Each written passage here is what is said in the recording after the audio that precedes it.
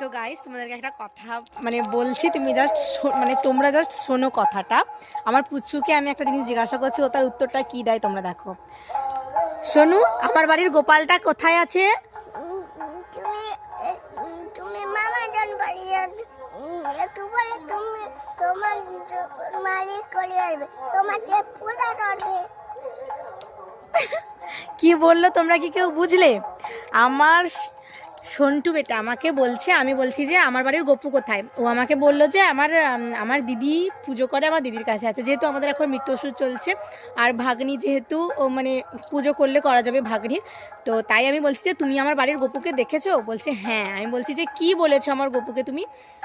ও বলছে যে আমি গপুকে বলেছি আমার মাসি মামা বাড়ি গেছে, একটু পরে চলে আসবে, আমার মাসি মামা বাড়ি গেছে, একটু পরে চলে আসবে, তারপর তোমাকে নিয়ে যাবে গপু, এটা ও বললো। ঠিক আছে, তারপর আমি ভাবলাম যে না, ভিডিওটা অন করি, ওকে জিজ্ঞাসা করি ও কী বলে। তো একটু তুতলে যাচ্ছিল, বাট কিন্তু ও কিন্তু ওটাই বললো যে আমার মাসি মামা বাড়ি গেছে, একটুক্ষণ পর চলে আসবে, তোমাকে নিয়ে যাবে, এটাই কিন্তু ও বললো। এটা বলে দাও, একটা হামি দিয়ে দাও।